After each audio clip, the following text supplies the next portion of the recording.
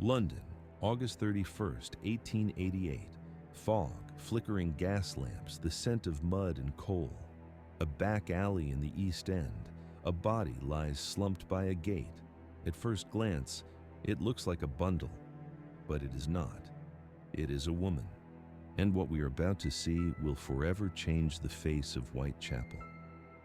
If we do not remember, we cannot understand, wrote Edward Morgan Forster, the English author of the late Victorian era.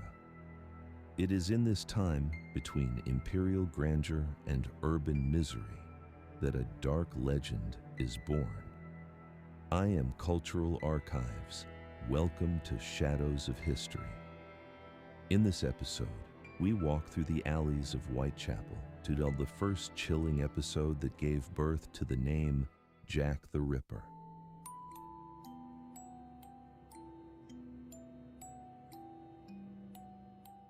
We are in the capital of an empire. Trains, ships, business, and power converge in the West End and the city. But to the east lies another face of London, a parallel world of misery, crumbling houses, and hunger. Whitechapel is a labyrinth of alleys, houses with windows boarded up by paper, overcrowded rooms where men and women pay a few pennies for a flea-infested bed, barefoot children, crowded basements, market stalls, screams mingling with tears. Prostitution is widespread because for many women, it is the only way to survive. Alcohol is their escape. Fights are the norm. In this human soil, fear, fragile solidarity, and suspicion take root. Among the crowd, some watch, while others must be watched closely. Misery makes bodies vulnerable, and the streets easy for those who wish to hide evil. It is here, in this environment of decay, that the killer will choose his victims. It is the dawn of August 31st, 1888. The clock reads 3:40 a.m., and the street is still wrapped in darkness. Charles Cross, a dock laborer, is walking to work. Under the dim light of a gas lamp, he notices a package, or what appears to be a bundle, lying on the ground. He approaches hesitantly. It's not a bundle. It's a woman lying on her back, her skirt lifted to her waist, legs twisted unnaturally. Charles calls for help. Robert Paul arrives too. He touches the woman's hands. Cold. She might still be breathing, but barely gravely injured. Soon after, a patrol officer arrives. His name recorded in the reports as John. In some transcripts, Hill, more commonly Neil. Raising his lantern, he faces a scene he will never forget.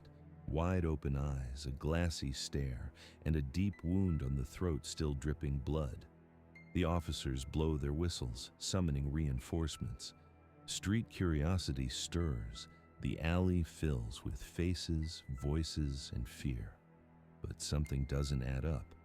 If the deep throat wound caused death, why is there so little blood around the neck on the ground? The answer comes when the officers try to move the body to clear it from view. Once lifted, a large pool of blood is revealed underneath. What little blood was visible near the neck was an illusion.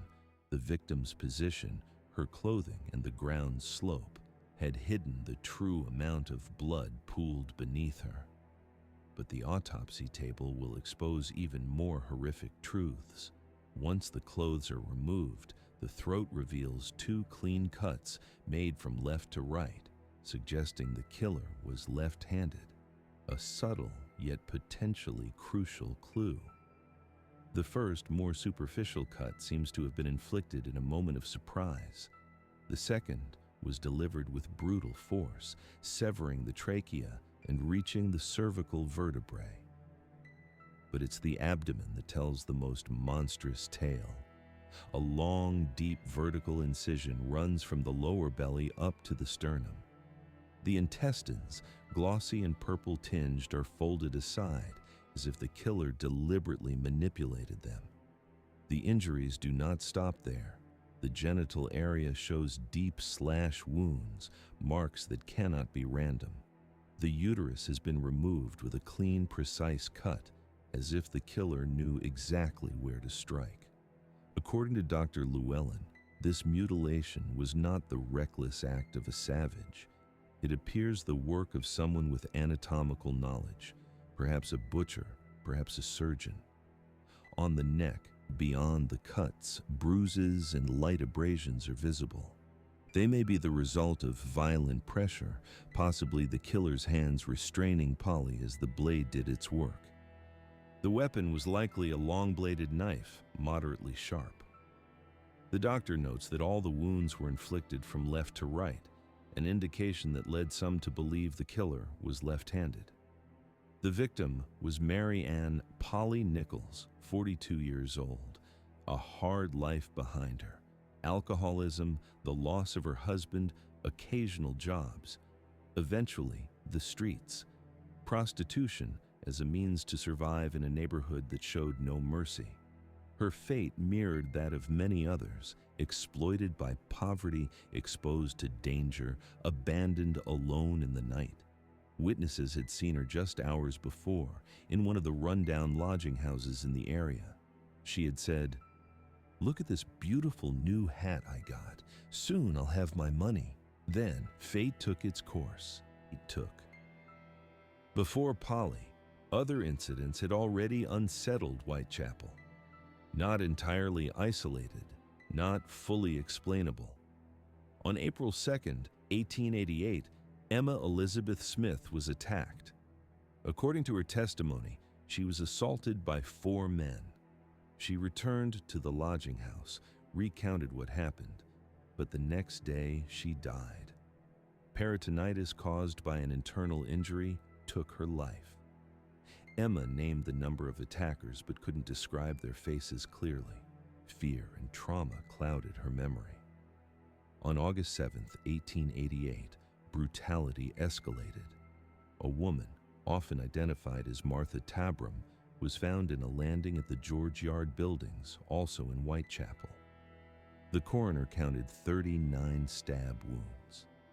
A massacre. Her body was mercilessly mutilated, and the doctor's report described one of the most severe atrocities in recent years.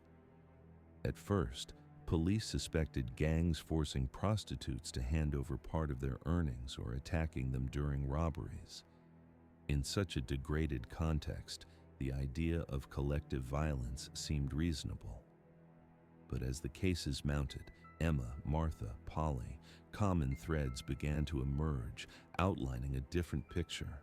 Not just robberies, not merely brawls. There was a specific ferocity, a modus operandi that left precise marks.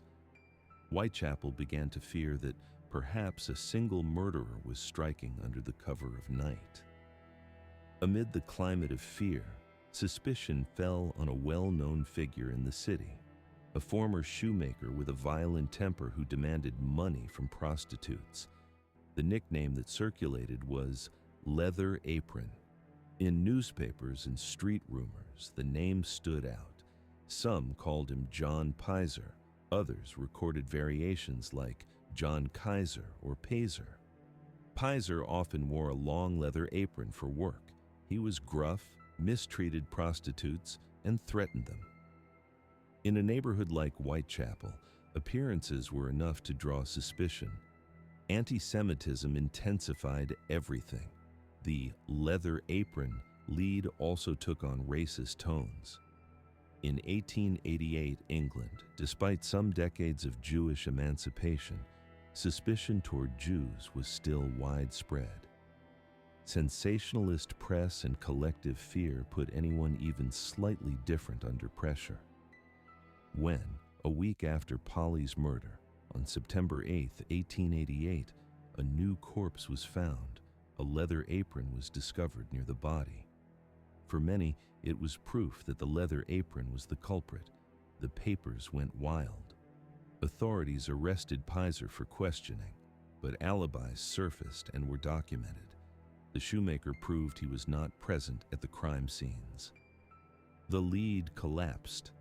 The leather apron was too convenient a scapegoat. Behind the fear were prejudices easy to exploit. Thus, the city learned a bitter lesson. In times of terror, simple explanations are preferred over complex truths, and the real killer remained in the night, invisible and relentless. Jack the Ripper is not just a name on a poster or newspaper headlines. It is the mark of an era living with its contradictions: wealth and poverty, order and violence, progress and neglect. In the next episode, we will delve even deeper. We will explore the murders that followed, read the letters that began arriving at police and newspapers, those signed Jack the Ripper, and analyze how the city reacted when the killer first made his voice heard. I am Cultural Archives. If this journey into darkness has gripped you, subscribe to the channel, hit the bell, and leave me a comment with your theory on who Jack the Ripper really was. Next time, more bodies, more theories, more obsessions.